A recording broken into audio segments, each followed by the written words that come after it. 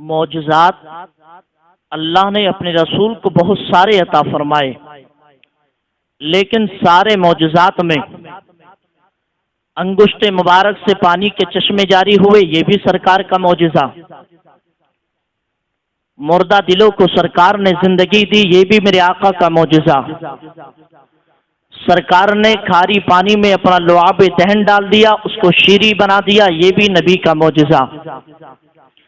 سرکار نے کسی کی دکھتی ہوئی آنکھ کو اپنے لعاب دہن سے لگا دیا، وہ ٹھیک ہو گئی، یہ بھی نبی کا معجزہ۔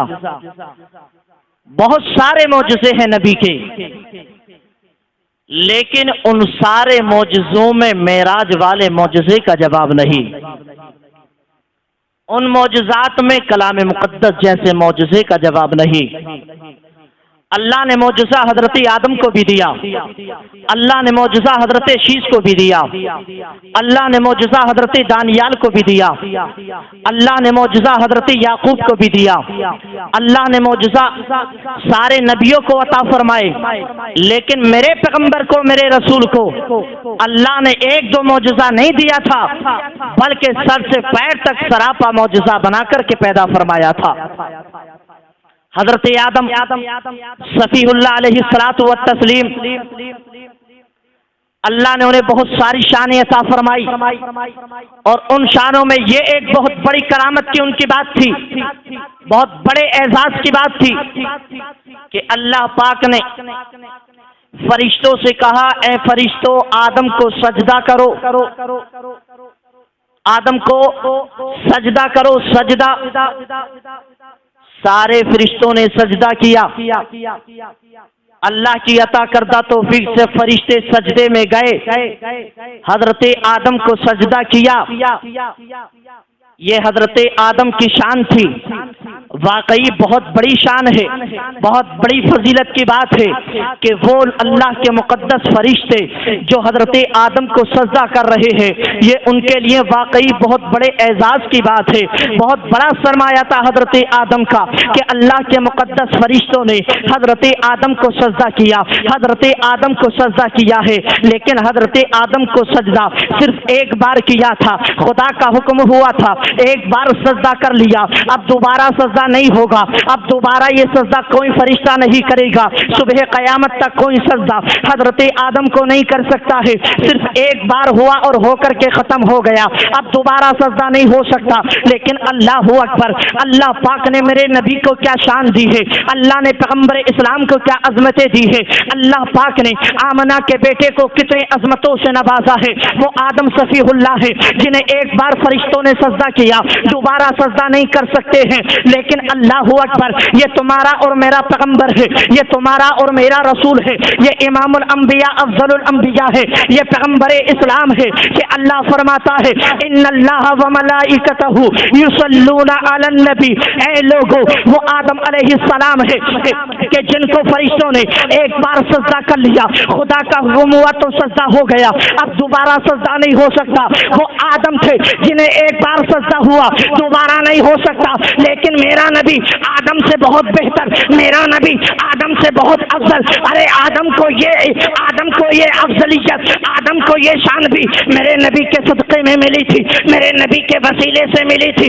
آدم کو جو سجدہ ہوا یہ بھی صدقہ تھا مصطفیٰ کا، یہ بھی صدقہ تھا پیغمبر اسلام کا، لیکن ایک بار ہوا، اور اللہ فرماتا ہے ان اللہ وملائکتہ یصلون علی النبی، بے شک اللہ اور اس کے فرشتے نبی کریم پر درود پڑھتے ہیں، درود بھیجتے ہیں، لیکن اللہ اکبر، درود ایک بار نہیں، دو بار نہیں، تین بار نہیں، 10 بار نہیں، 40 50 100 بار نہیں، 1000 2000 نہیں، بلکہ اللہ فرماتا ہے یصلون علی النبی، نبی پر درود و سلام بھیجتے ہیں، صبح میں درود، دوپہر میں درود، شام میں درود، رات میں درود، ہر وقت اللہ کے مقدس فرشتے اور خدا کی ذات میرے نبی پر درود بھیجتی ہے، اور صبح قیامت تک نبی پر درود ہوتا رہے گا، خدا کی رحمت برستی رہے گی، رب کے فرشتے درود پڑھتے رہیں گے، گے رب کی رحمت برستی رہے گی.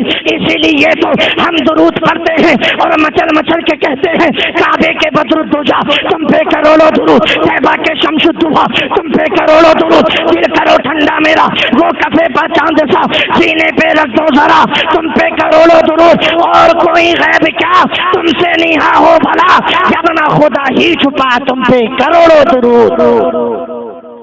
جب نہ خدا ہی چھپا تم پہ کروڑوں درود. یہ حضرت آدم ایک بار سجدہ ہوا دوبارہ نہیں ہو سکتا. اب نیچے آ جائیں. حضرت ابراہیم خلیل اللہ اللہ کے دوست، ان کے بیٹے حضرت اسماعیل ذبیح اللہ. حضرت ابراہیم خلیل اللہ کو جب نمرود نے آگ کے کنویں میں ڈال دیا، آگ کے کنویں میں ڈال دیا، اور وہ خدا کی ذات پر بھروسہ کر کے اس میں چلے گئے اللہ کی بارگاہ میں. ان کو خدا کی ذات پر یقین تھا. جیسے ہی وہ آگ میں گرے اللہ نے فرما دیا قلنا یا نار کونی بردا وسلاما علی ابراہیم. اتنا کہنا تھا حضرت ابراہیم جس آگ کے کنویں میں کودے اللہ نے اس آگ کے کنویں کو گلے گلزار بنا دیا. اس نے حضرت ابراہیم کو گود میں لے لیا، جلایا نہیں. حضرت آدم نہیں جلے، یہ آدم حضرت ابراہیم خلیل اللہ نہیں جلے، یہ حضرت ابراہیم کی شان تھی.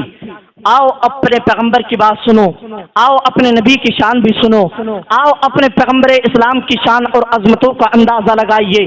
میرے آقا علیہ الصلوۃ والتسلیم کے مقدس صحابی حضرت انس رضی اللہ تبارک و تعالی عنہ کے گھر میرے آقا دعوت کھانے کے لیے جاتے ہیں، کھانا تناول فرمانے کے لیے جاتے ہیں، کھانا کھا کر کے واپس آ جاتے ہیں. وقت گزرتا ہے، دن گزرتے ہیں. میرے سرکار نے ایک دن کھانا کھایا اور واپس چلے آئے. اب کچھ دنوں کے بعد حضرت انس کے گھر پر کچھ مہمان تشریف لاتے ہیں. حضرت انس دسترخوان کو بچھا دیتے ہیں. کیا دیکھتے ہیں دسترخوان گندا ہے، دسترخوان گندا ہے، ملیدہ ہے، دسترخوان پر گرد لگی ہوئی ہے. حضرت انس نے اس دسترخوان کو لیا اور آگ میں ڈال دیا. آج ہمارے گھروں میں بھی کپڑے گندے ہوتے ہیں، آج ہمارے گھروں میں بھی دسترخوان گندا ہوتا ہے. ہم اس کو دھوتے ہیں، واشنگ مشین میں دھوتے ہیں، ہم اس کو صاف کرتے ہیں پانی سے. لیکن حضرت انس نے اس گندے دسترخوان کو لیا اور آگ میں ڈال دیا اور کچھ لمحوں کے بعد آگ سے نکال لیا. اللہ نے اس آگ کے ذریعے اس دسترخوان کو صاف کر دیا. وہ بالکل صاف و شفاف ہو گیا اور دسترخوان کو بچھا دیا گیا. مہمانوں نے معلوم کیا اے انس یہ تو بتاؤ آگ کے ذریعے دسترخوان کو کون صاف کرتا ہے؟ پانی کے ذریعے صاف کیا جاتا ہے، دھویا جاتا ہے کپڑے کو، دسترخوان کو، تب وہ صاف ہوتا ہے. تم نے آگ کے ذریعے کیسے صاف کر دیا؟ تو حضرت انس کہتے ہیں لوگوں اس میں کمال میرا نہیں، اس میں کمال میرے مصطفیٰ کا ہے، اس میں کمال میرے نبی کا ہے، اس میں کمال آمنہ کے بیٹے کا تھا. اللہ اکبر فرماتے ہیں ایک دن میرے نبی آئے تھے اور میرے آقا نے اپنے دستے مبارک کو اس کپڑے سے ٹچ کر دیا تھا، اس کپڑے سے مس کر دیا تھا. اس کپڑے کا مصطفیٰ کی ذات سے ٹچ ہونا تھا کہ اس دن سے لے کر کے آج تک میرے اس کپڑے کو آگ نہیں جلاتی ہے.